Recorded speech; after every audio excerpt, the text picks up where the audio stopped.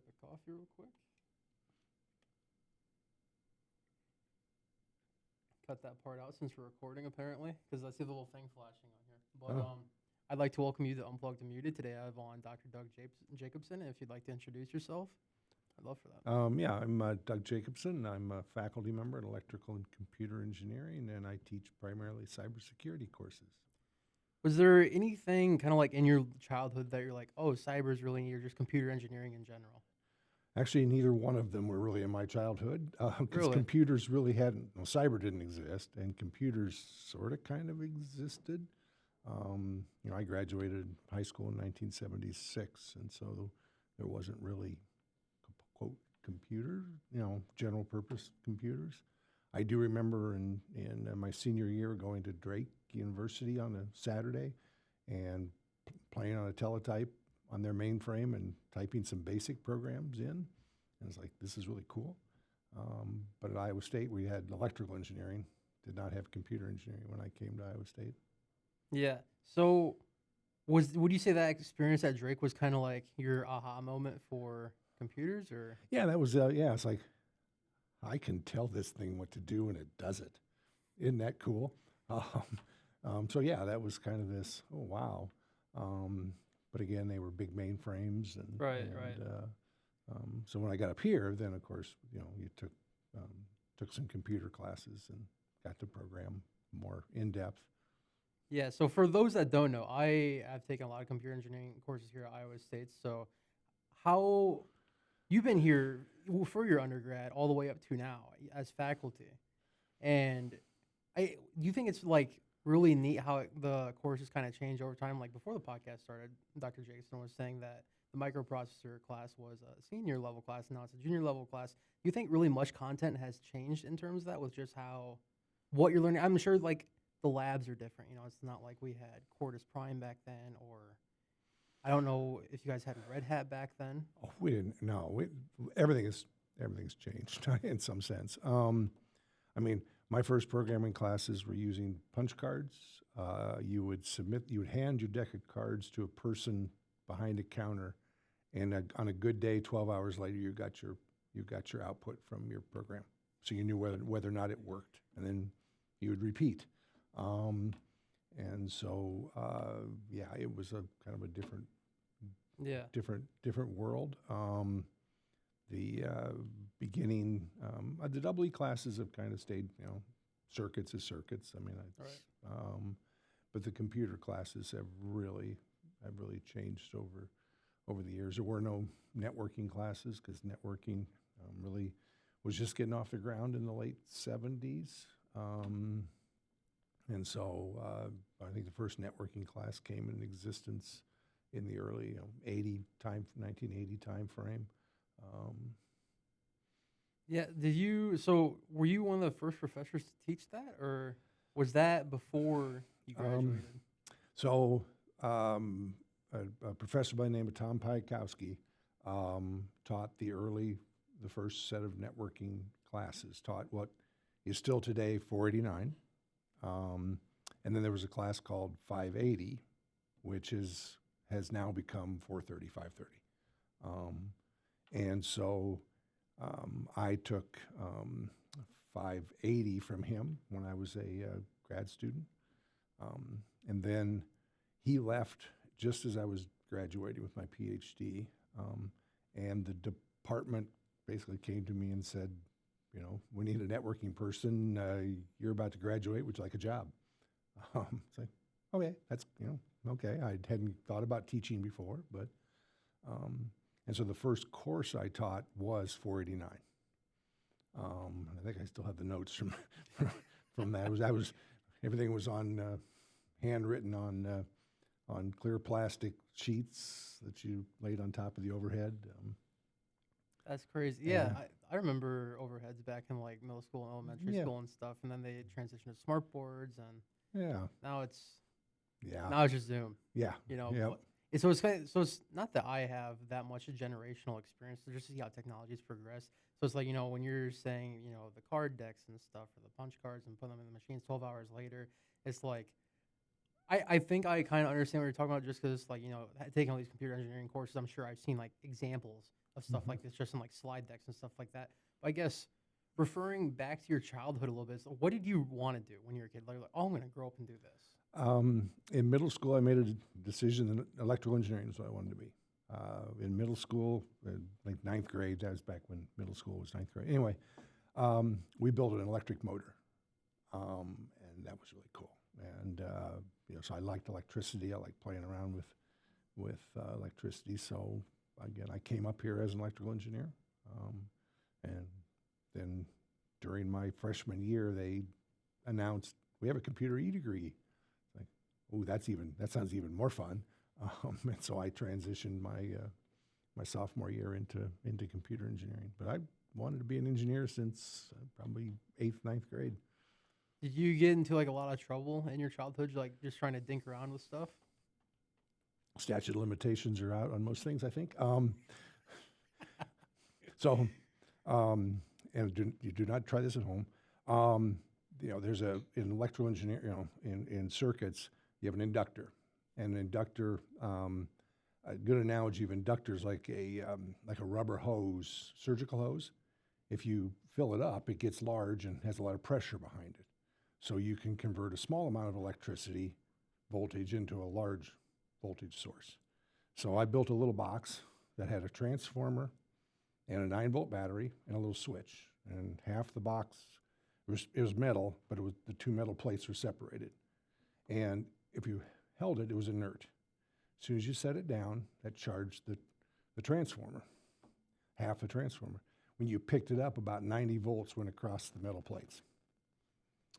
So I brought that to school one day, because that's what you do in your high school. One of my buddies took it in and laid it on the desk in front of the principal's office and said, "Look what I found out in the hall." And of course, the principal walked up and picked it up and got shocked. And so they, of course, immediately knew who did it. But I didn't get in much trouble. But yeah. Yeah, I feel like they'd be taken a lot more seriously these days. Today, yeah, you couldn't do Yeah. those things that you could back in 75, 76, yeah. Yeah. Were there any projects you did on your own, like in high school? Like, was there anything that you're like, oh, I'm gonna go out of my way, come home from school, I'm gonna work on this? Was there anything like you're scheming up back then? Not so much, just because we didn't have access to a lot of we were doing I had a buddy who was also into electrical and sound, and so we would build various sound type things, Radio Shack. I don't even know, does Radio Shack still exist? I don't know. I think at least used to be one in the Quad Cities. Yeah, well, so Radio Shack was the big thing. So we lived at Radio Shack buying resistors and components, and so we built a lot of audio things and other fun little projects as in high school. So tried to build little transmitters and ways to. So it was just kind of, we didn't really know exactly what we were doing, but we had You fun. were playing around with it. We were playing around. We had fun. Yeah, that's neat. Did you work any like kind of job or internship in high school based off of that? No, I actually worked construction through most of high school and most of my college career. So I actually consider myself a fairly good carpenter. So, Hey, fair enough. Did you work more with electricians or carpenters or? more carpenters. Did build a lot of houses when I was growing up, and so. You ever go back and like look at the houses? Yeah, I do. Yeah, there's a couple of them I go back and look at, and yeah. Just see how they're holding up. Be like, hey, I helped with that. Yeah, it's still there. Yeah. Yeah, that's neat. I would never expected that. I don't think anyone at Iowa State would. We just actually finished almost 5-year remodel on our house. Gutted the entire house. Added a big addition on the back, and I did probably 70% of the work. I'm too old to drywall and roof anymore, but pretty much everything else I did myself. And that's crazy. So. I guess working a construction job really does pay off. It's like it's like then you don't have to pay for the labor, but well, it's fun. I enjoy and because when you spend a day working, and the place looks different than when you started.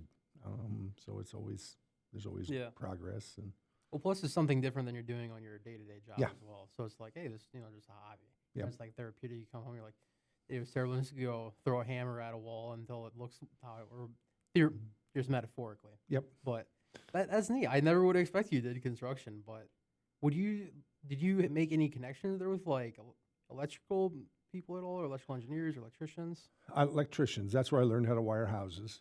And so somebody taught me how to wire, do electrical work in a house. So I helped wire some houses. And, back then the codes were a little more lax than they are Yeah, today. And so probably couldn't get away wiring somebody else's house without being licensed yeah. today. But back then you could. Because you probably didn't need to take any tests to. No, I didn't. Yeah. No, I Because learned. now Oh, you need yeah. to take some tests. And Yeah.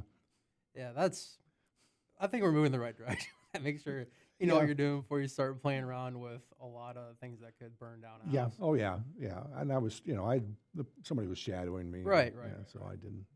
The houses are all still standing, so I Hey, must not have burned any of them yeah, down. yeah. No, I'm not discounting you at Yeah. all. But no, you're right. It's sometimes those things are good to Right. have in place. So what kind of assignments were you doing? I know you were talking about, oh, I needed to wait 12 hours for my programmers. Like, what assignments were you doing? It's like, no way you're doing like merge sort back then, or just like stuff like that. Real simple, very, very simple. The most complicated in the second programming class, and by that time we got quicker turnarounds. We were able to get turnaround in less than an hour. The most complicated one was an air traffic control. So you had to manage, I believe, 2 inbound and 2 outbound runways. So it was a queuing type problem. So that was, the equivalent of CS2, 228 type course Yeah. that we have today. So Would you say that was one of the harder assignments you had to do? that was the hardest back then. I was going to say probably one of the funnest, a couple fun assignments we had in programming. I took the compiler writing course. You got to write a compiler, and you wrote it in just teams of 2. So my really good friend and I took that at the same time, and I can remember sitting over in Ananasoff. That's where all the computers were. That's actually where the mainframe lived, is in the basement of Ananasoff. And this was done on the VAXs, which were mini computers. But the VAXs, quote, operating system, which, was barely an operating system, did a terrible job of time management. So we actually, all of us it was only one room you could be in to do this. And so we would have our team names written up on the board and would go, okay, now it's your turn to compile the program. When you're done, now it's your turn to compile the program. Because if we all did it at once, it would take longer than n times Right. of us. And so we in essence built a scheduling algorithm on the blackboard to get through the class. So that was kind of a fun experience, and taught us some things about operating systems that we didn't intend to learn about. Yeah. Well, whatever it takes to get through the class, sometimes teamwork helps a lot, like group projects and stuff. So what would you say like a group project looked like back when you were taking computer engineering as a bachelor's? Teams of 2. Most of our projects were labs, teams of 2. We didn't. The software tools didn't allow us to really do as we do today of large teams. We didn't have really a way to integrate all of that. So at most we'd had, our everything we did was sort of 2-person labs. What would you say one of the most interesting labs that stood out to you was? Oh boy. Well, we had a computer science lab course where we had the source code to the first version of Unix, AT&T's V6 Unix, which ran on a PDP-11. And we each had our own removable disk drive, which was the big, you may have seen pictures of them, about 14 inches across in a white container that you'd stick in. So we each had our own copy of the Unix operating system with the source code. And we were in modifying the source code, and you'd stick it in, so you'd stick it in, you'd modify the code, see if it works. And so that was a really fun lab to be able to, we studied the entire source code. Matter of fact, the other day I just ran across, I kind of cleaned it up looking for it, and I found my notes, I found the annotated code, and I'm in the process now of building using a Pi 11, however they say that, the Raspberry Pis that emulate a PDP-11. Right. So I'm building a small PDP-11 emulator to put V6 Unix back on it, so I can have my original first Unix back. That'd be a blast from the past. It is. I collect old computers. I'm sort of a computer historian. So you go to Surplus a lot? Yeah, some. I have the advantage of being here in the same department since basically 1976 is I've collected everything they've tried to throw away. I have stashes of computers that I've stuffed away that were destined for the junk heap, so I tend to get them before they're destined for surplus. So do they just know to call you like, hey, do you want this? I've had people call me. I've had people that I know, actually some faculty members who taught me would be cleaning out their their garage, their basement, and go, oh, hey, you want one of these? So so now we're working to try to get some type of a computer museum put together. So that's one of my That'd be neat. That's one of my projects I want to get done before I retire is to get some type of a computer museum. And most everything I have are things that we've used at Iowa State in some class or some project somewhere, so I can tie them back to how they were used, when they were used. Yeah, that's gonna be a tour hotspot for. We hope so. I think it's going to be fun. That's how many computers would you say you have that you want to dedicate to that museum? We're probably 20 or so, and again, most of these are older. I don't think I have much newer than probably the original one of the original IBM PCs, or probably some of the newer, probably the newest generation. So I don't have a whole lot. I kind of quit collecting in the late 80s, early 90s because they just became commodities, right? I mean, a Gateway looks like a Dell, looks like a it's sort of in that 90, sort of 76 to 90 time frame is where I've tended to focus on collecting. Did you ever get any of the old Apple boards when they were? I don't have an Apple I have an early Apple II. I have an Apple III. We were just kind of lamenting the other day that we don't think we have a Lisa anywhere. I remember using a Lisa. I remember playing with a Lisa, but it wasn't under my control, and so when it left, it left. So I don't think we can find a Lisa. But are you going to dedicate those to the computer? Oh yeah, everything I have. I'm not going to take it home with me because I don't. Yeah. I only ask because I listen to a lot of audiobooks and stuff for like Bill Gates, Mark Zuckerberg, Elon Musk, and my current one is Steve Jobs. So it's like I think it was really interesting just like how, have you read his book at all or No, I know the haven't. history of it kind of? Yeah. So it's like, for those that don't know, Steve Jobs made Wozniak do a lot of his bidding with the engineering, and he's like, hey, just show me what to do, because once Steve Jobs focuses on something, he's just like, it's going to get done. Mm-hmm. Or he will make sure it gets done at the expense of other people or whatever. But Wozniak was kind of like the brains, like, hey, we'll build this thing, but I want to just give it to my friends. But Jobs was like, no. This is liquid gold here. We got to sell it for 300% markup here. Mm-hmm. So, but he was smart enough to be able to sell the idea of having a product with 300% markup.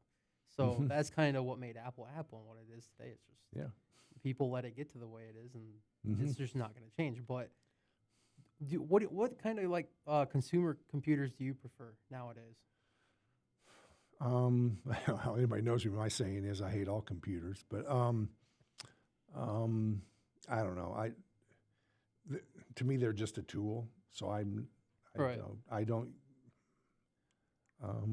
so I'm more into the feel of the keyboard and those things than I am performance.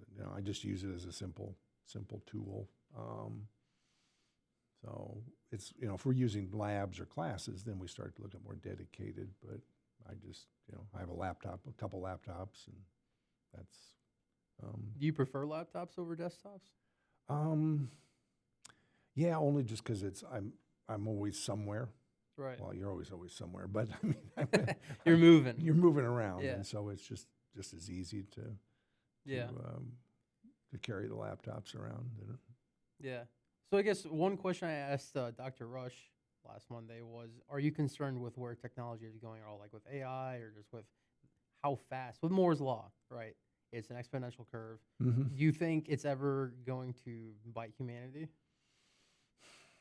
Um, I'm 2 years ago, I'd have probably been less thinking that. I think that the way we're starting to look at AI, the way we're just starting to look at algorithms in general, and not just AI, that I think there's some chance to target vulnerable populations and manipulate people. Um, we've, not that it was intentional, but computers, we sort of have, especially now if they're on our cell phone, they're everywhere. They're almost like your personal assistant slash friend. So people have a tendency to inherently trust it Yeah. without really understanding what it is. And so all of this, algorithm bias and all of these things, I think have some real dangers to continue to polarize or drive people into negative spaces. You look at TikTok as a good example of what appears to be an algorithm that tends to drive negative quicker than positive. And so the more negative things you look at, the more negative things it tends to show you. And so that's not really AI. It's not really AI per se, but It's an algorithm. it's an algorithm, and it's a secret algorithm. They won't share. They won't let anybody see it, and so They do have a pretty crazy algorithm, though. I will say, I will give them respect for that. That they created one of probably the greatest algorithms of all time, just for how effective it is at exploiting this dopamine addiction economy. Yeah. So it's crazy. Like, yeah, I'll admit, yeah, I'm sucked in, but yeah. And it's 83 minutes is the average time a user is on TikTok a day, a day. Mm-hmm. I'm under that mark. Okay, so I'm under that mark. I feel like that's good. Being just good in that regards. I feel like I'm good in that. But it's like, it's crazy how you can just promote stuff like with this podcast. I'll put something on there and it's like 1,000 views. It's like, where did that come from? Mm-hmm. And it's like, then there's like 100 likes. I'm like, well, that's cool. So it's like, why wouldn't you use it? It's a nice tool. It's a really nice tool for certain things you want to do. But it's like, just, I don't know. This is my only concern with technology, like exploiting the social or the dopamine addiction economy, and just like, our social experiences with one another. It's like, you go in public or you go out to a restaurant, it's like half the people are on their phone. It's like, Yeah. it's like that's like the only thing that is. I'm only like 22, but I still realize these things. It's like when I'm out with friends, or whatever, at restaurants, like I won't touch my phone. It's like, it's like I want to show my friends, like, hey, I appreciate us all coming out, whatever. Let's just have a good time. Mm-hmm. And then when we go home, we can be on our phones. Like, it's like that's just the only thing I kind of like get sad seeing in public. It's like, if people are on a date or whatever, it's like, Yeah. should be invested in the other person. It's Yeah. I don't know. Like, are you concerned with that at all? Do you think people are going to be more abstract with society as compared to like what normally would be? I think that, coupled with the pandemic, forced us into the Zoom world, and so I think we are losing touch with each other, and to be able just to sit down and have a conversation, and so yeah, I kind of miss now that. Don't get me wrong, some meetings should be on Zoom. Right. Some meetings shouldn't happen, but if they are going to happen, they should be in Zoom. Right. But I think what I see is kind of frustrating is kind of the lack of what you get when you have a small team in person, and all the ideas and the facial expressions and those things that you don't get when you're in a Zoom meeting. So I kind of Yeah, I don't know. I just like the like this, like getting the personal experiences. Like if I could have got to take your classes in person, I 100% would have. Like now knowing how you lecture and everything, it's like just hearing little stories and stuff like that. It's like that's really fun, more in person than it is through like what would be like a YouTube video or like a echo lecture or whatever. Mm-hmm. But it's like it is what it is. Now it's like COVID kind of forced us into that. It's like do you teach those classes in person still? Yeah. Or are those more? Online? No, I'm in 5:32 is always live, taught live. 5:30 is taught live in the fall, and then spring and summer you're seeing a replay Right. of the live, what was the live version. And yeah, I've tried to do video recordings for, when after the pandemic, and I've had people, hey, record this. I think I'm at my best when I'm in front of a group and can feed off whatever the group's. So Yeah, reading the room. I tend to go off the rails a lot more if I have a group. Right. And that's a lot more fun to. How many people do you have in person for 532 this semester? I only have 2 or 3, not very many. I thought it was just a totally online class, and like you Oh. just recorded it No, and then uploaded no, it. no. I never got a room number or anything. Oh, well, that's because you probably signed up for the online section. There were 2 sections. Was it really? I Mhm. saw one. Yeah, no, there's 2 sections. Yeah, I have no idea. I don't know. Yeah. Otherwise, because like I said, I took 430 over summer. Like I really like how you teach, and just the little stories and stuff. Just it's like you're like, oh, we're going off the roads. We gotta get back. It's just like I love it. It's like like I said, we're exploiting the dopamine addiction economy. So it's like Mhm. those little stories help me, stay engaged and stuff when we're still learning the material and stuff. But I remember you were saying earlier that you want to get this museum done before you retire. Do you have like a specific year you're planning to just be like, this is my cutoff point, or is it kind of like flexible with the museum project? I've not picked a date. I'm having a blast. I have several projects, that the museum being one. I have several other projects that I'm trying to get off the ground, and so I'm to the point now where I get to do the fun things that I really want to do. One of the things I really like is to go out and teach cybersecurity to the masses. So we have a project now where we're teaching ag extension how to teach cybersecurity to farmers. And so that's been a lot of fun to help develop materials and teach them how to teach cybersecurity basics to others. So Teach farmers how to teach cybersecurity? we're teaching ag extension. Here, okay. Yeah, so we're teaching our ag extension staff how to teach cybersecurity, just the basics. Right. So we're producing short little cartoon videos, help sheets, 2 or 3 slides they can insert into a presentation on, pick a topic. You have a presentation on ag lending. Well, okay, here's 2 or 3 slides you could stick in the middle that talk about cybersecurity relative to the ag lending.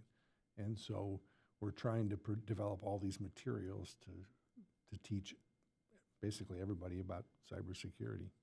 That is neat, because I have, for my senior design, my client's John Potter. Oh, and yeah. we're doing the mobile vehicle security Yep. bridge. So it's like, it's coming full circle now. So did you teach him at all, anything he knows, or? He took some classes. I can't remember what I've had so many students who've done the graduate degrees. I think he got a graduate degree in. Probably. I think so, in security. But a lot of these, especially working professionals, they're 100% online. I never see them Right. at all. Yeah, because I know he was working at John Deere before, and Mhm. his team at John Deere actually did complete the mobile vehicle security bridge. But he's like, okay, now what? John Deere's like, well, we're going to send you to Iowa State to further this research and stuff. And now he's like, oh, well, I'm just going to have this senior design group. We're going to simulate it. We did it in just a Raspberry and OS, just kind of like more of a bare bones, lower Mhm. power VM and everything. But we still got to, simulate the CAN bus traffic, which are how ECUs talk to one another in a vehicular network. And for those that don't know, I think I explained this on Julie's podcast as well, but did you hear about the 2015 GPAC? I'm sure you did. Probably, yeah. I don't. Where the 2 researchers, ethical hackers, whatever, like, hey, we actually found a vulnerability in Chrysler's Uconnect app. Oh, yeah. Yep. And Yep. it was just a 2015 Jeep. Okay. That's scary. It's like, you think a new vehicle, oh, this thing's secure, right? No, not really. They put it on the side of the road and they're slowing it down on the interstate. It's like, I'd be crapping myself, man. It's like, this is not good. So it's like, that kind of stuff worries me. It's like, if we can hack into cars from the living room of our house, Mm-hmm. what's next? It's like, what, are we just going to close down a grocery store because, just turn off the sensors like the doors and stuff? That's all. It's just sensors. Yep. Yep. Just block the sensors. Yeah, or wait till the roads become fully interconnected and the cars require the road to communicate with it. So you need to take over the road. You Yeah. don't take over the car, you take over the road. Yeah, Um, vehicle to infrastructure, you can Yeah. just jam those Yeah, networks. well, I can't, somewhere in England, somebody filled a wagon full of Google phones and turned on the Google map and created a traffic jam because he had like 30 phones in a wagon, and Yeah. Google Maps saw they weren't moving much. Therefore, it routed everybody, in essence, routed everybody around this street with nobody on it. Now That's pretty, how you have a block party. isn't that pretty cool? That is, yeah, because it's how it communicates is these phones, if they're not, they're always communicating with cell Yeah. towers. Yeah. So this was learning in 437X, the intro to wireless security. So it's like, since they're always communicating to infrastructure and cell towers, that's how people are like, oh, this road's busy, or this is the fastest route, or Yep. whatever. That's how the Google Maps and stuff. So it's like learning this stuff at, the senior level stuff. It's like, this is all really neat stuff. And then I'm also taking digital forensics with Dr. Rursch as well. And in that class, she actually mentioned you got to do a digital forensics case through Iowa State. One of the students here, back in like the Napster days and like the song sharing days, where it's very illegal and very easy to get caught for doing that kind of thing. Is it still easy to get caught for ripping music? The recording industry sort of quit. Now that they've managed to break, songs are on a per play basis with all the various sharing medias and the ability to get royalties back. They don't chase anybody anymore. It's not worth their time and effort to do that. The motion picture industry still, Iowa State still gets the DMCA takedown notices for movie sharing. So they're still chasing people, but the recording industry's long, they got caught, they had to defend their copyright because the copyright law is such that if you don't defend it, you can lose it. And they sort of got behind the curve anticipating where digital music was gonna hit. So they were still producing CDs and hadn't figured out a model but now they've figured out the digital music model. And so yeah, it's a very smart model. Yeah, and so they've given, they don't worry about sharing anymore. Yeah, because at first, like, iTunes was kind of like, hey, you pay per song or per album, and then you listen to whatever. But then what my mom would do, she'd just get like just a free library card, and then she'd just be like, well, I'm just gonna go burn this CD to my iTunes account. She had like I think 10,000 songs she got up to before she just ended up getting Apple Music. I'm like, just get Apple Music so you don't have to waste your time anymore. It's like $10 a month, if that. But that's what she did from like 2008 all the way up to like 2018, and it's like a lot of songs. It's just like, wow. But the dedication, but it's free. It's 10,000 songs. Imagine that's like $10,000 just free. Mm-hmm. That's nuts. So it's like, is that illegal? Should I cut that out of the podcast? Well, no. Well, technically, yes, it was technically illegal. I assume your mother did not do was share the songs over. Right. So that's how people got caught. Right. They turned around, ripped the songs, or downloaded them elsewhere, and then shared them for others. And that's how the recording industry found them, because they would actively join the sharing networks, and they were a user, and they'd just go out and search for songs and see who was sharing a bunch of them. And so they didn't do anything outside of what any normal user would do in the network. Yeah, because it's like once you start communicating with a network more, that's if you're doing something. This is not to encourage anyone to do anything bad, but generally once you start uploading stuff, that's when you're in dicey trouble. Yep. When you start talking to others, that's when you get yourself in trouble. Yeah, it's like I think people would know that by now. The people that do stupid stuff like that, it's like, if you're going to be a criminal, you gotta be smart. But this isn't, like I said, not to encourage anybody to be a criminal. But the stuff that people do, if they're smart, you don't hear about it. But Yeah. I guess that's how you differ. Yeah, you don't steal government secrets and put it on Discord. No, I actually do. You know Jason Rangel? He graduated December, I think. He was an electrical engineer. Okay. But he's working for Honeywell now. I just put out his episode last Saturday, actually. Oh, okay. But this was something we talked about, and yeah, like I think it boiled down to someone saying, "Oh, you don't have access to this information." He's like, "You want to bet?" Boom. Yeah. Oh, yeah. I'm sure there was some. Yep. Yep. It was over. Wasn't it over Ukraine and Russia or the war over there? That's what he was saying. Well, yeah. A lot of the data had to do with intelligence in Ukraine, and but it was just general intel. You know, he was an IT person and had access to the traffic flows, and you know, which is a real problem. Yeah, not a smart idea to do that. No. It's like now I'm gonna have to, because I think I emailed you that I'll be working at BAE post grad. So it's like, I'll have to be getting my secret clearance as well. It's like gonna have to be careful with what I say and everything in future podcasts. I'm like, oh yeah, I was working on this. I'm like, oh. Yeah. You have to be careful about Yeah. what you. You have to compartmentalize what you've. Yeah. And especially when it's part of your job day to day. I mean, I have a secret clearance, but it's only 3 or 4 times a year am I ever in a situation where I'm read into something that required the clearance. So it's much easier for me to compartmentalize because it's like, oh, It's not a day to day. I just spent 2 hours here, and everything I heard I can't talk about. Versus when it's part of your everything you do is classified. That'd be a much tougher thing to. So what do you have a secret clearance for? Like, It's sort of in case the wheels come off the bus in the state. So I have a clearance through Homeland. okay, through, so through okay, Homeland Security, Iowa Homeland Security. you're just everywhere. That's awesome. So never had to use it because the wheels haven't come off the bus. Yeah, well, that's good.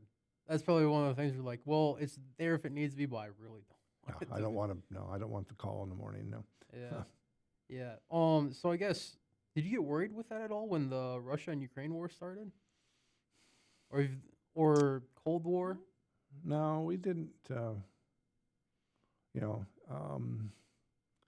mean, yeah, we didn't really worry too much at the state. I mean, some of the agencies obviously were a little worried about things.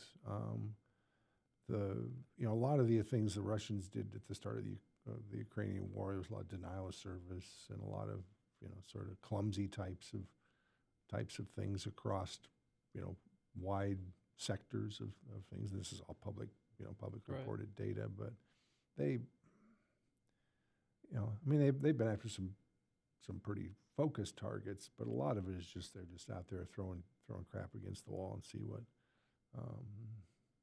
sticks. And You think they're just picking up script kiddies off the street, be like, try something? Yeah, I mean, some of it is denial of service is shutting somebody's website off for a few hours can be can cause some financial harm.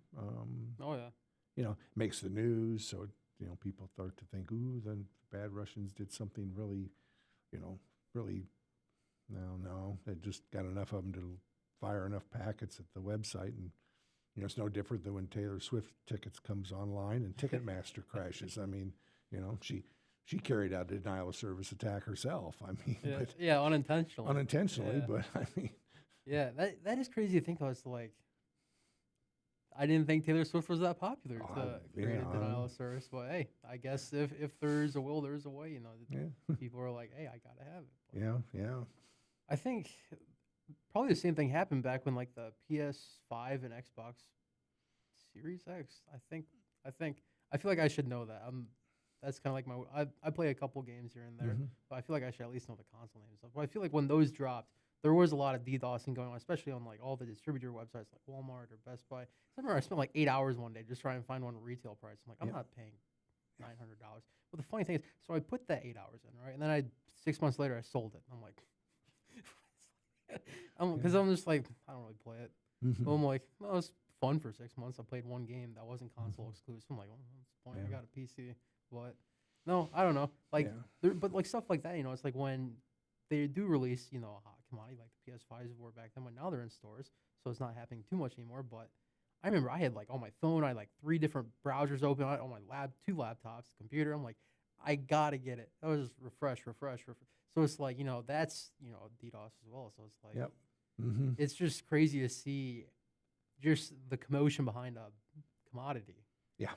To just totally destroy a website's usability. Mm-hmm. But I guess moving forward, were there any jobs you've done on the side, like not working for Iowa State, that you care to talk about, or anything notable that you've done? Well, I had my own security company for, I don't know, 6, 7 years, something like that. So we started a company called Palisade Systems.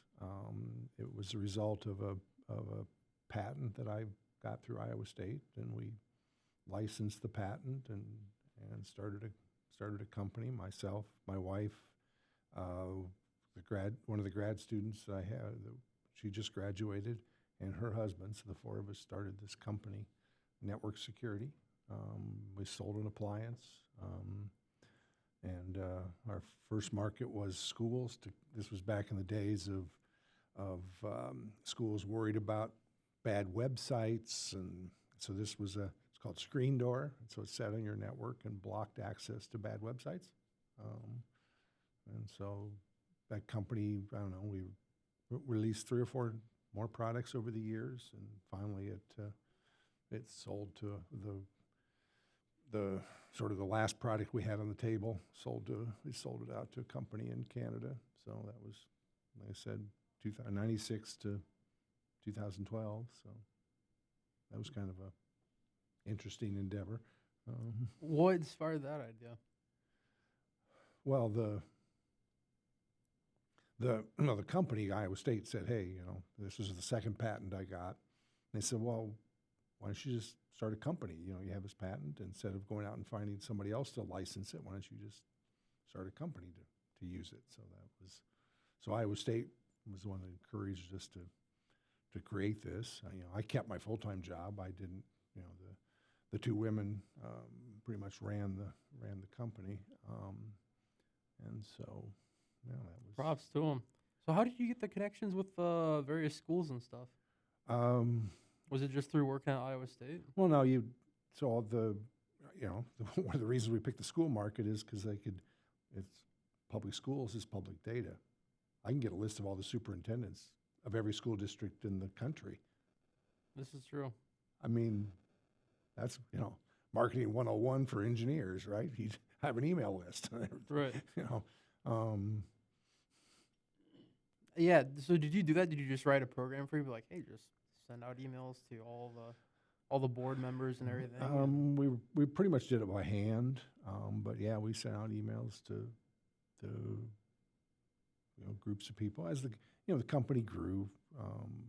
I think at our peak we may have had a dozen employees or so, and so at that point we had marketing people and others as the company grew. And as I said, we created a couple more products that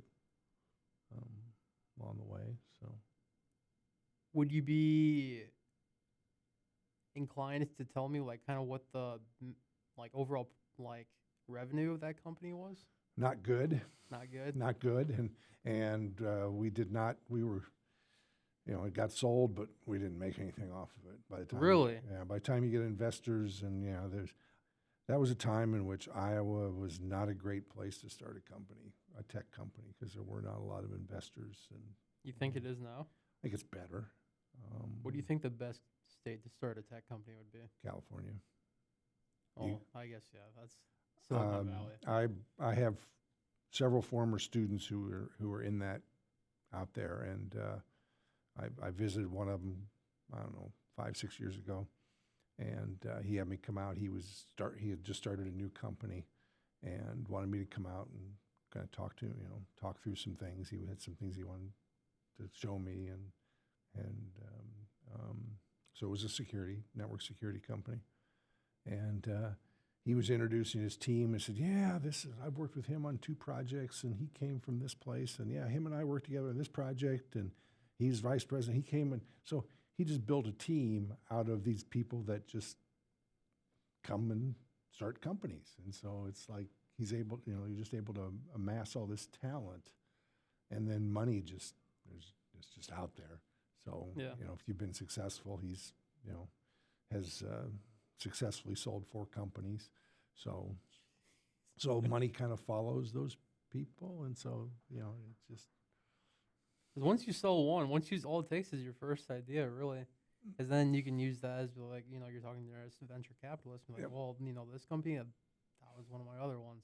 Hmm. And they're sold. It's what do you say, like 30-40% easier to sell your idea if you have Oh yeah. a backing track of Yeah, a if you've done it successful- before, yeah, that Yeah. first time's, yep, yeah. So out there, it's they all know each other. They know know the VCs, and so That's yeah, crazy. it's a different world out there. Yeah. What would you say the second best state to do that is? It's like I kind of have like a small little idea, but it's like no way I'm moving to California. Yeah, in security, the East Coast, anywhere near the DC area. If you were going to start a security company, that would be. And the states are so small, it's hard to pick a state because, right, you drive Right. 15 miles, you're in a new one. But anything along that Virginia, D.C., Maryland beltway is a good place to stand up a security company because, again, there's so much defense contractor work going on out there. And, Yeah. What for defense contract companies are out there? Is Boeing out there? I don't know if Boeing has a presence. You have, is it Raytheon's out there, Lockheed's out there, Okay. and you have a ton of startup, small, especially if you're into security. You have a lot of these, security companies that do cybersecurity work for the government or for other, contractors. So it just seems to be a sort of a central hotbed for those kind of technologies. So why do you think the smaller companies are trying to get into defense work? You think it's just because the budget's that high? It's a good market to get into. Yeah, it's a good market. It's a defined market, and you can charge a lot. You can charge a lot for it, and a lot of times these companies are started by people who are just left a position in the government. Right. So some of it's familiarity with how that works. This is interesting because I know Jason was telling me the same thing as well. That a lot of the smaller tech companies are trying to get into defense work and stuff just because it's like military budget's high. Yep. So it's high. He's like, I like it because they sign white paychecks, but it's also like, for people that don't work in defense, people are like, oh, why is the military defense so high? It's like, well, what are we really trying to do here? It's like, well, now that I'm gonna be working, it's like, just keep my mouth shut.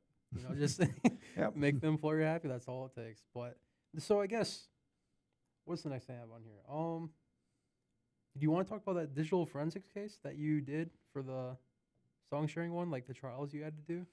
Or is that all NDA stuff? No, it's all public. Once it goes to federal trial, it's all public information. I mean, so yeah, I was hired by a law firm who was hired by the recording industry, and the way it played out is if they found somebody who was sharing, and it was a large number of songs. They didn't go after people that shared 4 or 5 songs. It was thousands of songs typically.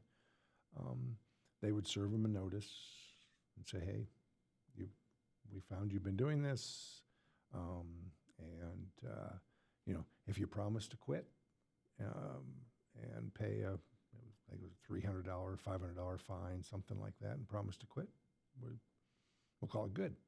And most people did. Some people didn't. And so when they didn't, then they would turn around and file suit in civil. That's when I got involved, was writing the report based on all the data, analyzing all the data that was pretty much network forensics. And then occasionally they would go as far as well that we managed, through a subpoena, we got their hard drive. So there were several of them. I analyzed their hard drive. Some of them erased them. Some of them erased them not very good. So there was a few that erased them, and I got it all back. So we had a few cases like that. And then there were a series of lawyers, one in particular from New York, who had as his mission to alter the copyright laws, take down the recording industry, and argue in front of the Supreme Court that the copyright law is not a good law. So evidently for lawyers, arguing in front of the Supreme Court is sort of like winning the Super Bowl, right? That's something they all strive to do. So he had a blog post that was, it's the stuff still out there. So I was public enemy number one on his blog post, which generated some number of threats. So it's kind of interesting when you do these things, when you head to trial, or if it's possible heading to trial, they do what they call a deposition. So you've written your report. Then the depositions where the other lawyer gets to ask you about your report and pretty much anything they want to. And there's no rules. You're there by yourself. The attorney that hired you is in the room with you. They're not your attorney. You're working for them, but they're not there to, So any question they ask, you have to answer. Now, the attorney can object, and the objections get noted, and a judge later decides whether or not those are admissible, if it goes that far. So that was the first time I was deposed by this guy in New York, and it was like, I think we were there 6 hours, him asking me questions. It was kind of fun. Yeah. Because he brought with him his expert. Guy couldn't have been, well, he was old enough to drink because he had a wristband on, but I don't think he was much older than that. And he was their networking expert. What did he have a wristband on for? Because he'd been out clubbing the night before. so he still had his wristband on from clubbing the night before. That's awesome. And I'm sitting there going, dude, I've been in networking longer than you've been alive. So occasionally he'd slide a question across the table, and it's like, oh, this is going to be fun. And it was. They were just stupid questions. But anyway, so I went through that. And we had but then we went to a case where they finally found, well, in their mind, they found the ideal client, a woman up in Duluth who happened to be Native American, single mother, and was accused of, I think, 2,500 songs, something like that. This is up in Minnesota? Up in Minnesota. Okay. And so the lawyers sort of rallied around her and convinced her to go to trial. And so we went to trial. You think they're just looking for money? They were looking to go to the Supreme Court. They thought this was their ideal case to carry to the Supreme Court. This single Native American mother of 2 kids. Well, she was not their ideal case. First of all, she had I can't remember what her undergrad degree was in, but her senior thesis was on how file sharing should be legal. Oh, yeah, that's not suspicious. So we start right there. Anyway, we went to trial, and I was on the stand for 5 hours.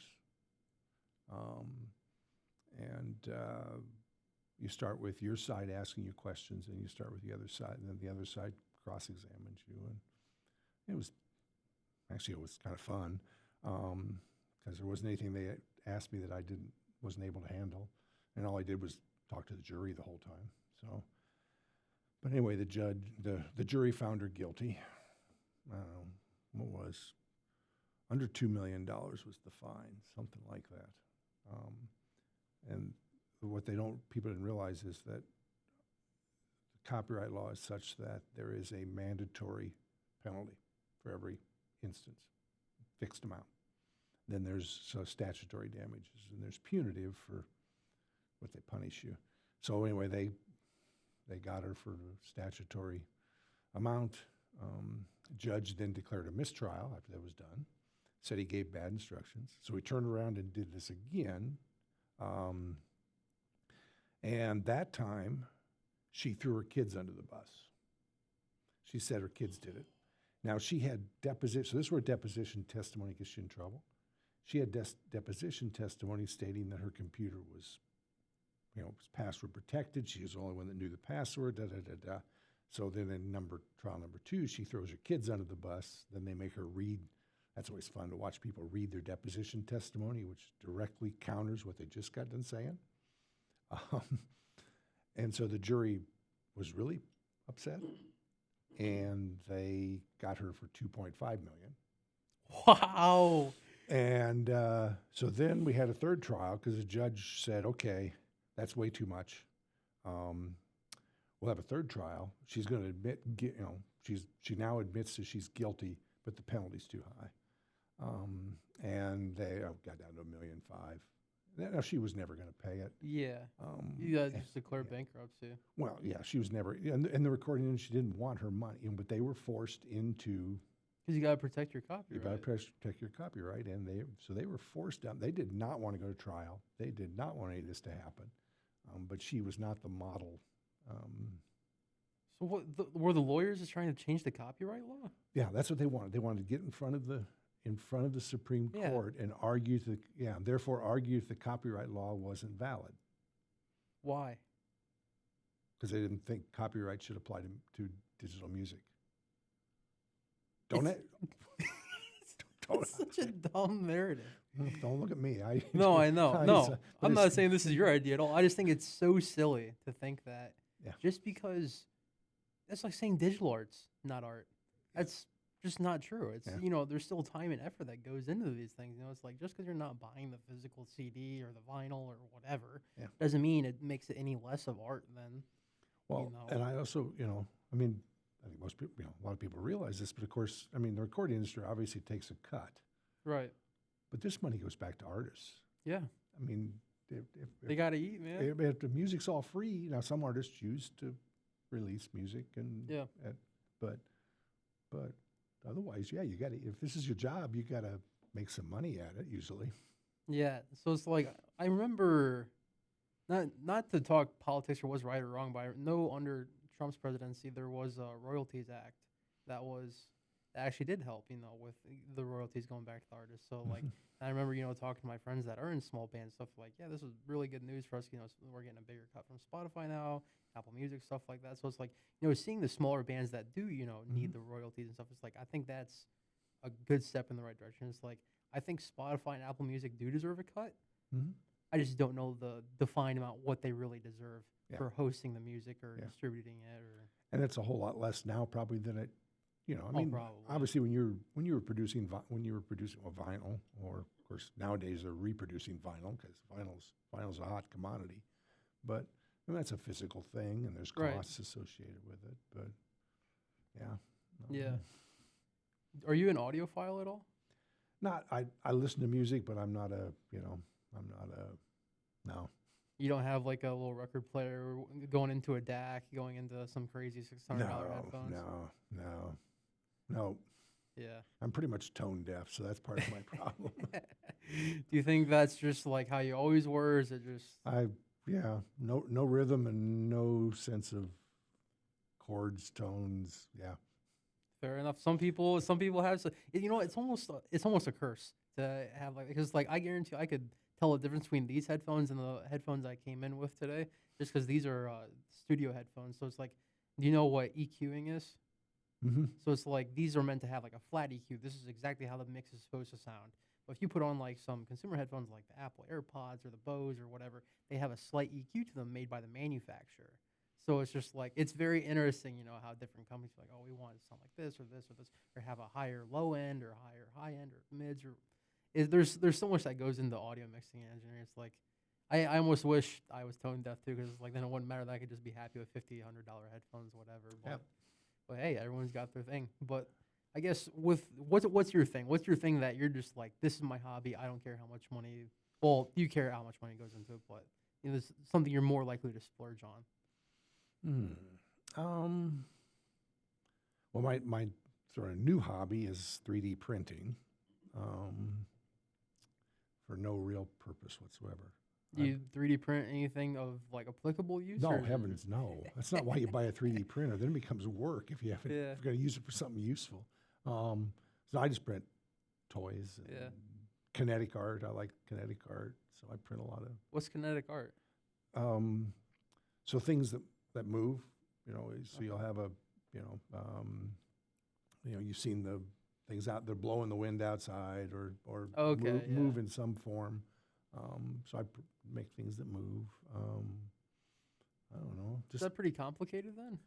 So I build you've seen the thing with you have the Earth and the Moon and the Sun, so it Right. orbits around, and so I built 3D printed one of those. It was like 80 hours of printing. There Yeah. was like 90 parts, and then all these other parts, and so that was kind of fun to put all that together.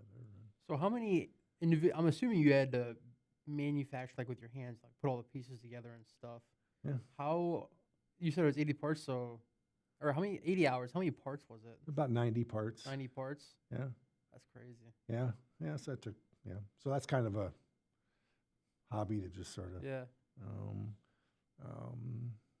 You know, you know, I don't do much construction now, but I used to do a lot of construction for people, and I ride bikes. And Have you seen those 3D printed houses? Yes, I have not seen one actually up live, but yeah, I've seen the videos. I think those are really neat. That's pretty cool. And it's like it's not like a modern home or anything, but it's like it's still shelter though. You know, I think it can go in the direction of, you know, helping with stuff in, you know, commercial construction. I don't know what for. Maybe you know because you've worked construction. Yeah, no, it again, it's affordable housing. It's also housing that would tend to work in locations where you have a limited number of, where wood is a hard commodity to get a hold of, since they're made out of, you know, concrete. Also in places where wind or other things are a big factor, because again, they're the way they're constructed, and you know, time it takes to put one up, and so. What is the time? It's like a week or so for them to build the full thing. I mean, they still got the roof roof is a structure they got to put on it. And, that's crazy. But yeah, it's pretty neat to. Next thing they'll be 3D printing the roof, and they'll just have like a crane come drag and drop it, and then they'll just pitch it on there. Yeah, it's amazing what they can crazy. do.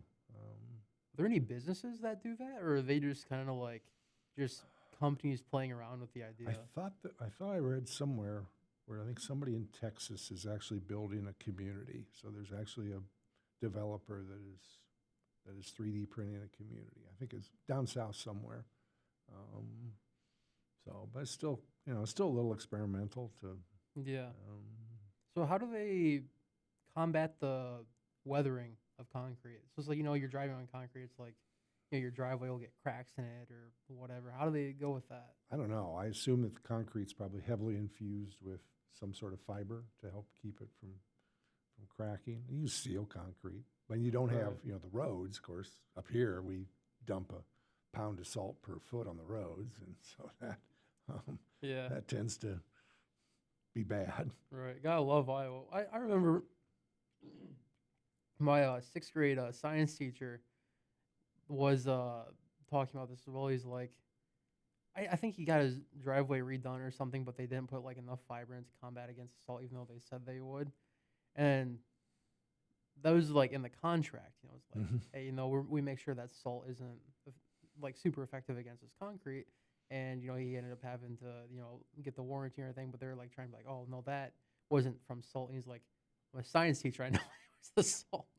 So it's just like, you know, just applying science to basic construction. So it's just interesting to see how, or just life comes full circle in a regard like that.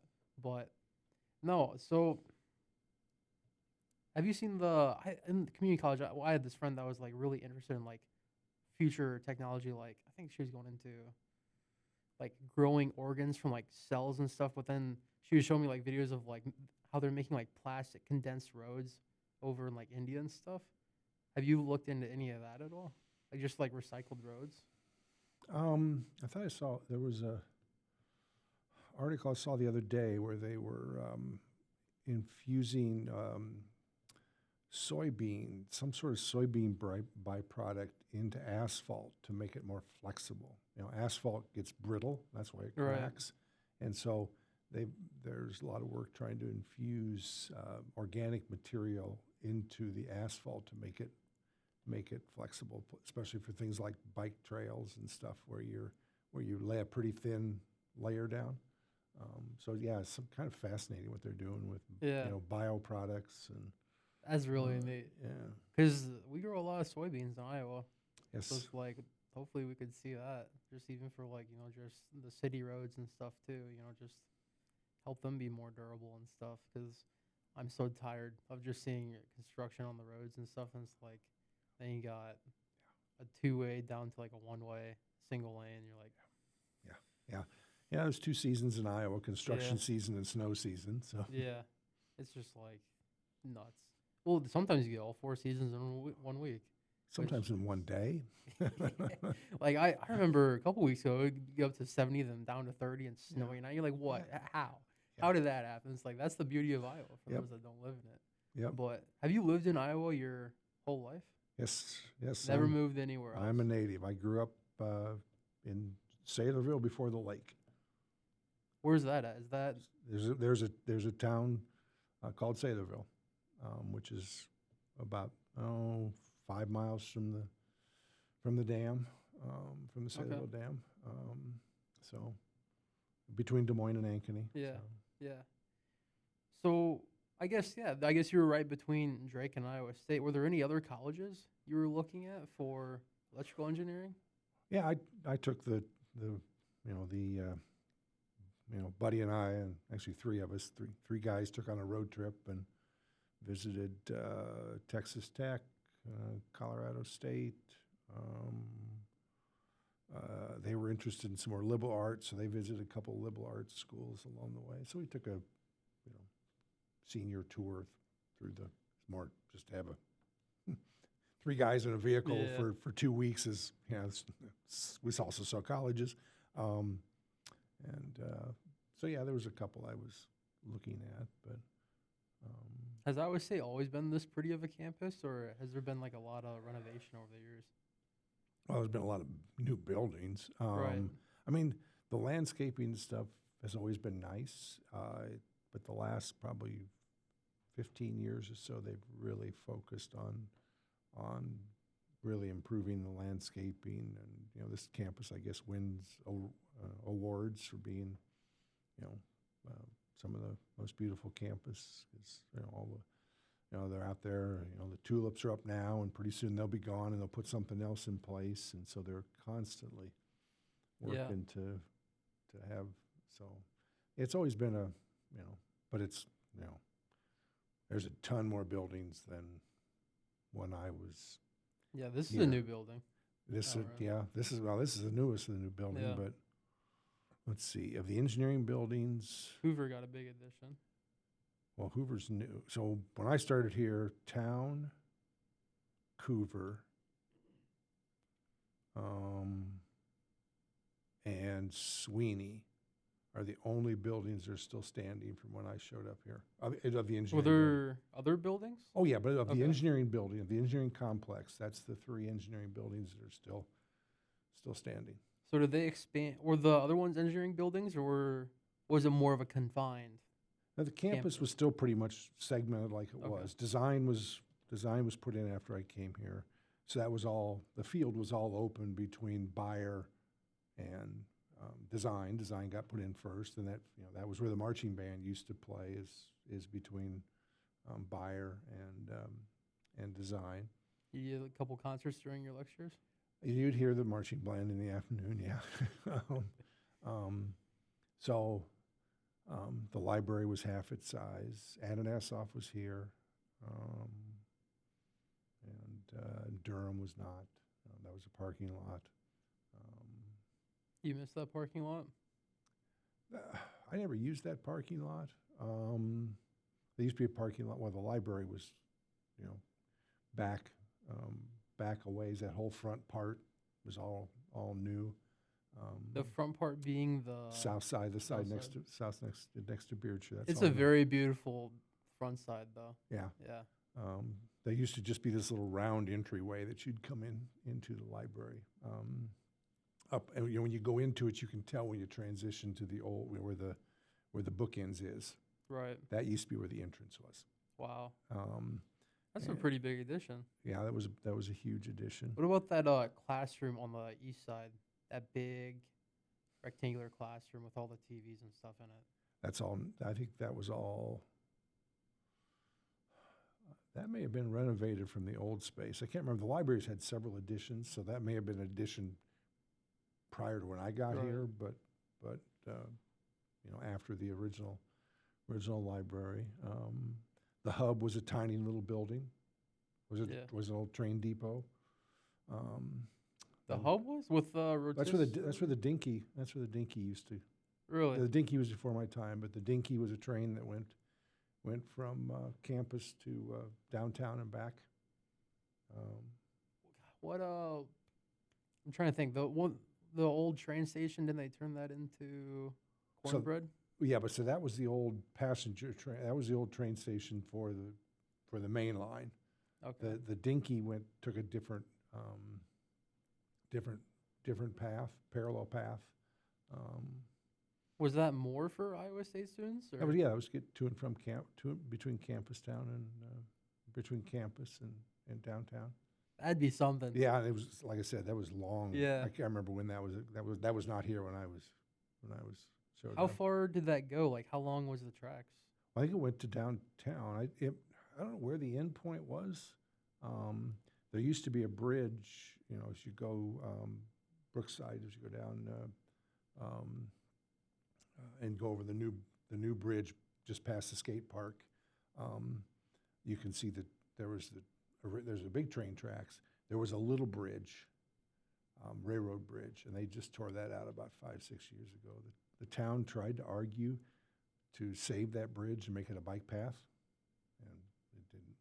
Why I think didn't it was- they save it? I think it was I think the amount of money to I don't think it was salvageable is the problem. Oh, okay. Um, Yeah, everything's got a price on it, sadly. But mhm. but you know, just something historic like that for the town. You know, would be cool Yeah. for those that want to walk or bike along it, whatever. But so I guess moving more back towards like modern Iowa State, the CDCs. What inspired you to start those?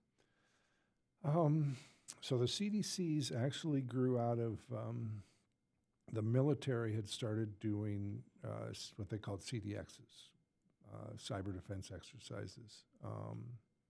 They started doing those in like, I want to say 02 time frame. And there was a group of faculty across the country that got together. We actually got together down in San Antonio for 2 or 3 days to brainstorm how could we take what the military does and translate that to the non-military schools.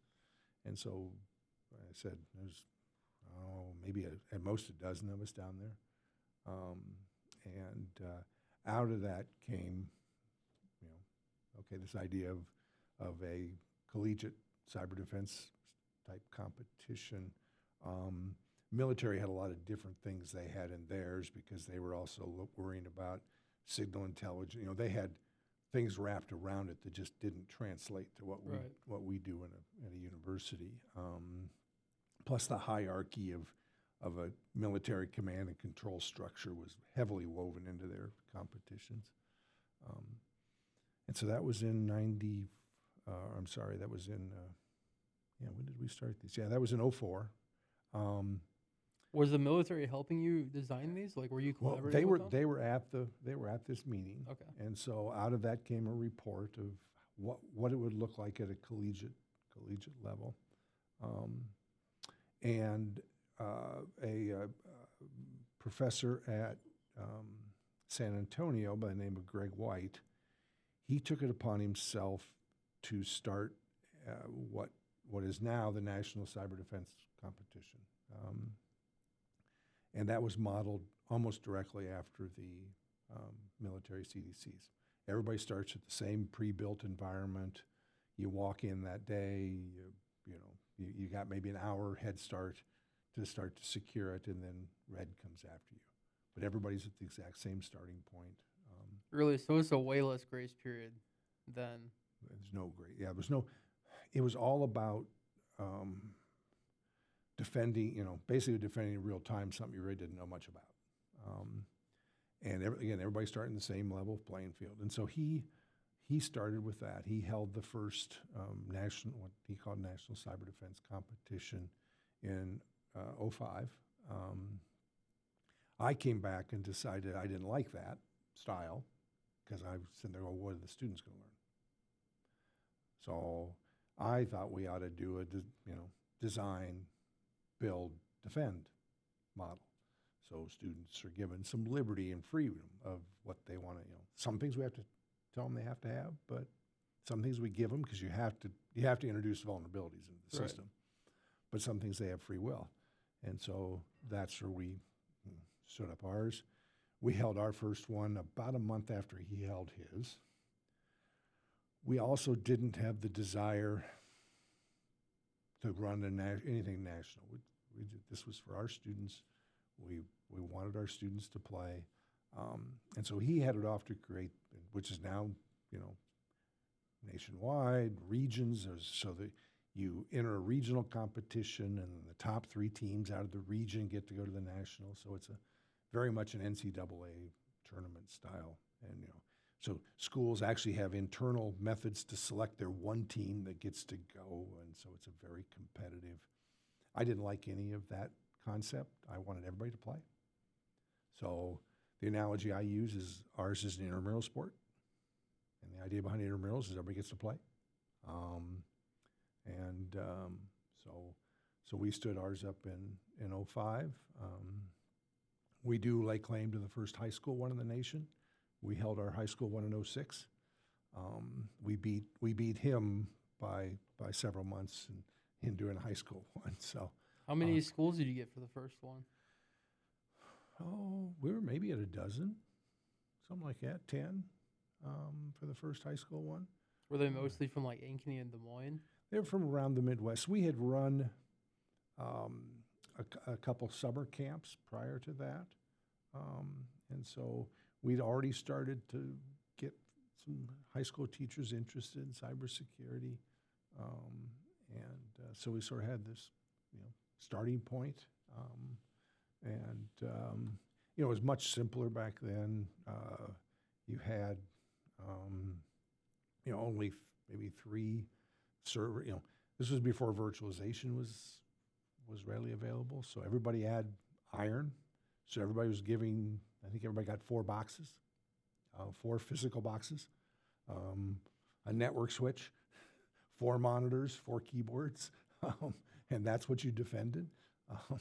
So that's a pretty bulky setup. Yeah, we have pictures of the when we did the high school competition in Hilton when we were still under that model. We'd had 2 teams per rack. We had the rolling metal racks like you see in a restaurant or something. Right. So we had 8 computers on each rack.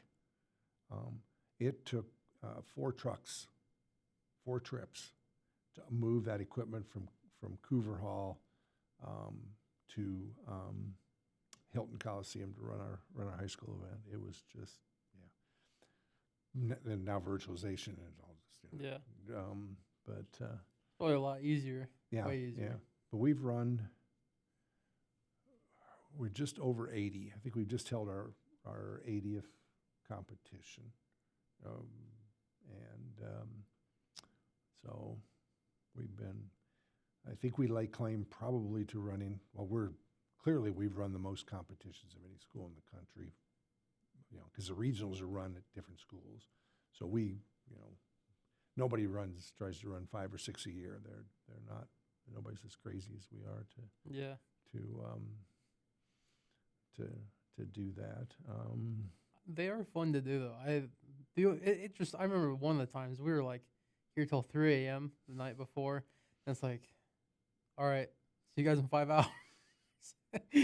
It's like some of them got here at like 9. It's like, that's fine. I was here at 8, whatever. But then it's like, then you get your breakfast, because then you make the pancakes or sausage, eggs, whatever. Which, bless your heart for doing that.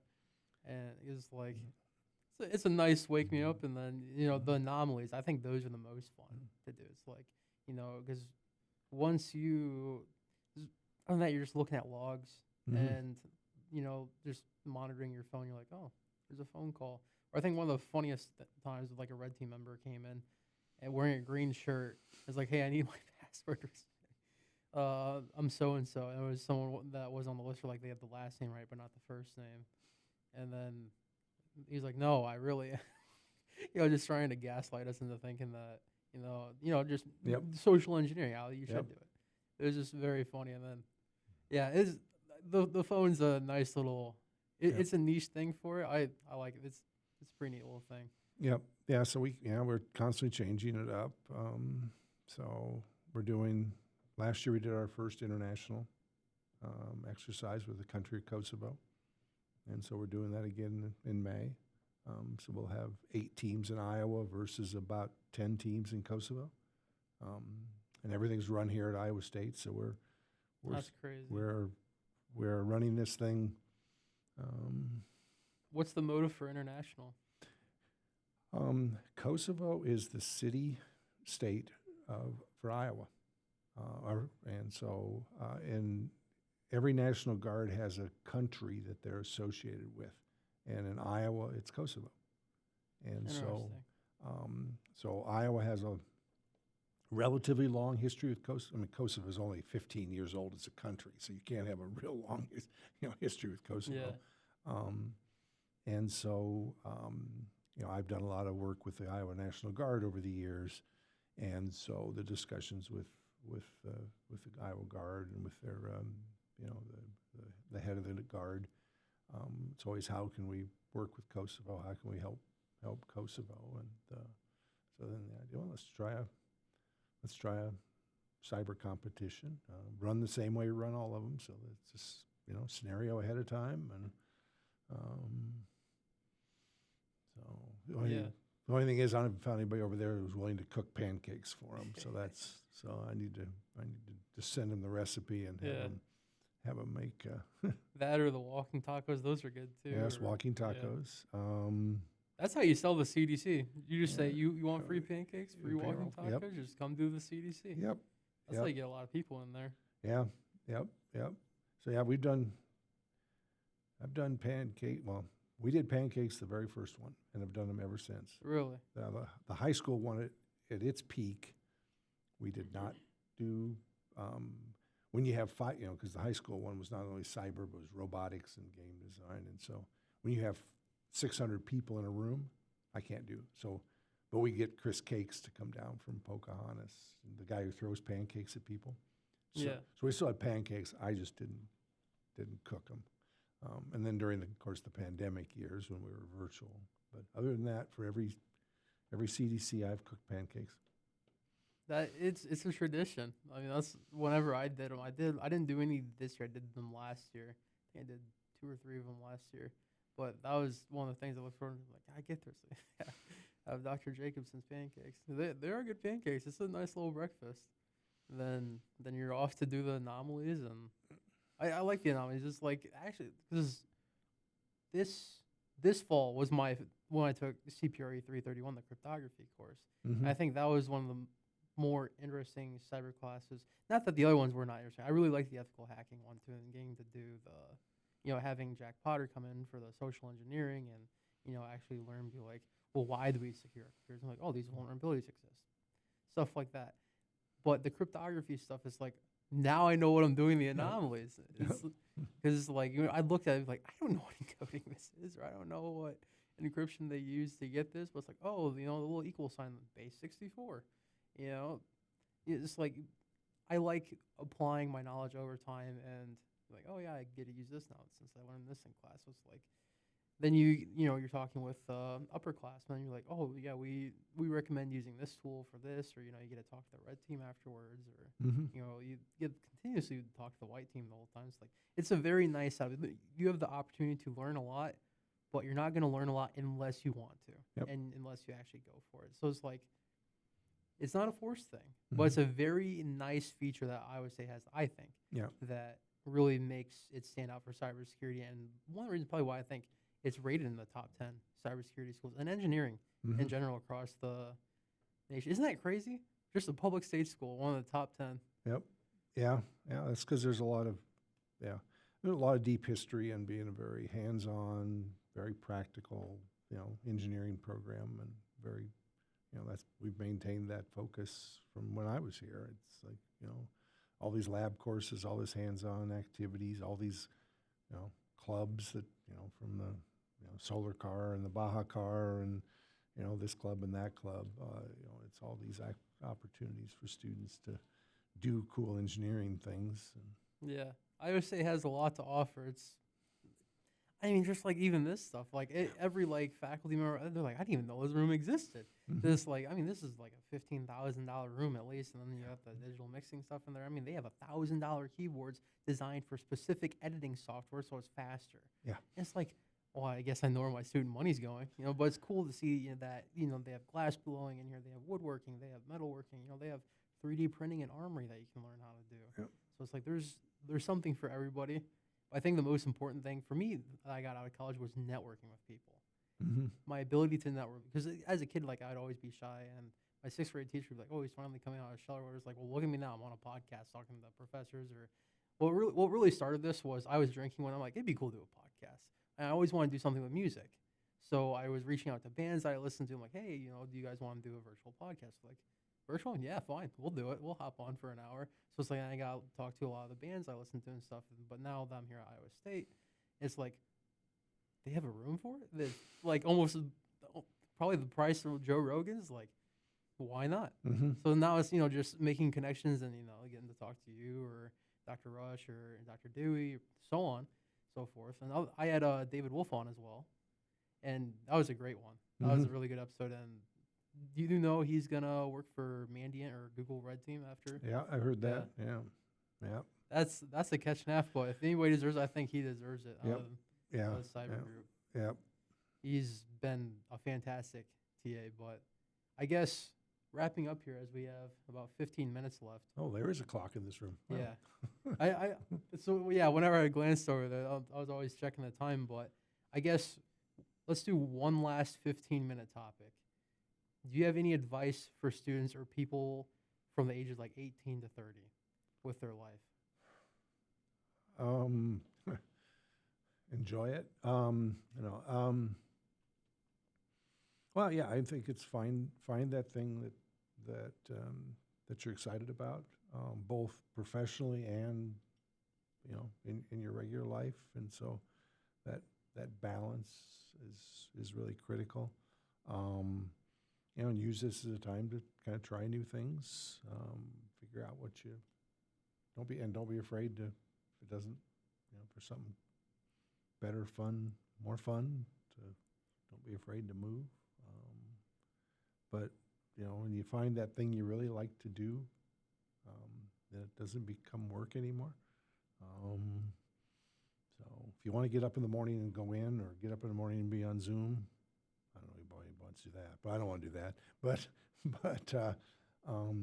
then you've found what you want, and keep learning. I mean, there's so much out there, so many cool things out there, beyond just what I mean, shoot, we were talking concrete printers and asphalt, and so that curiosity of whatever sort of things that you're passionate about. I guess here would be like a good little ending quote for the podcast: "Be curious, be vigilant, and be motivated." Yep. I like that one. Yeah, because it's, like I said, it's not work if it's fun. This is true. That's why I'll do the podcast. It's like, it takes me about 5-6 hours, post-production to just get this all how I want it, how I'm satisfied with this podcast and stuff. But it's having side hobbies that, really interest you at the end of the day, rather than just sitting down and watching TV for the other 8 hours of the day that you're going to be awake. It's like, to me, it's very important to find that. So it's like, back when I was working at not construction, but it was blue collar, I was doing manufacturing deck parts, so like the railings and stuff like that. Post, we'd do powder painting, packaging, shipping, all that stuff. And I'm like, well, I want to do investing, because I was watching the stock prices and stuff like 2019, 2020, back when the market was fantastic if you wanted to make a quick dollar. And so I asked my course, I'm like, what are you investing in? And one guy was like, well, I actually do crypto. I don't do stocks. And I'm like, oh, you do crypto? This is awesome. Because back when I heard, 2018, I was watching the news a little bit. I'm like, Bitcoin, 18,000. What the hell is Bitcoin? It's like, I'm just like, what's this? So it's like, I looked into it a little bit back then, and I don't know. I told my dad in like 2019, back when like Bitcoin got down like $3,300. I'm like, what if you just put like 50 grand in? Like, wouldn't that be something cool? And then I remember like it got up to like 50, 60 grand. I'm like, oh, could have had $500,000 right there, but then it's like then you got to pay the capital gains and stuff and everything. But it's still a good chunk of money though for really what a quick turnaround time 3 years would have been, Yep. or a year, 2 years. But so I invested like $5,000, and then the 2 weeks after, got like $3,000 profit, which is crazy. Mm-hmm. 30-40% in 2 weeks is like unheard of with like realistic trading and stuff like Yep. that. So it's like I got into crypto a little bit. I just pulled out pretty much a whole Ethereum just because like, hey, adulting is happening. You got to pay for bills and stuff. Because I got today's actually moving day for my apartment. Oh. I'll be doing that Wednesday because moving to Cedar Rapids for that. Mhm. But no, then I want to do a real estate drone photography. I was looking at like pictures and stuff that they take for that. So like bigger properties, luxury properties, stuff like that. Like there's nice places around Ames that have way nicer houses and just than your average suburbia area. But I think doing stuff like that would be neat. Or I want to make my own app where it's like calendar, notes, audio, video, but for musicians. So it's like you Oh. can track your progress over time. Like I play guitar too, so it's like I take a lot of videos, probably more videos than I need to take of myself playing guitar. But I like looking and be like, oh, I just learned this solo last week, whatever. How does it look this week compared to last week? If I can compare that in a just streamlined fashion, Mm. I think that'd be neat. But then I have a family member that also like teaches music and stuff from like schools and stuff. She's like, I think this is a great idea because you can add a collaborative feature between the teacher and the students, and then you just use like AWS for your database solutions. And so I've been talking to like some of the more computer science stuff, the students and the cloud computing club, and just trying to get ideas for this. And then I'm also using like ChatGPT to help me learn Swift, just the basics. So it's like then I can actually you put this into fruition. So it's like I think it's neat, just having these little side hobbies, Yep. like just having that hustle, Yep. have the hustle, have the motivation. I think this is a good spot to wrap up the podcast. But Dr. Jacobson, this has been a real pleasure, and I thank you. Yep. Thank you. It's been a lot of fun.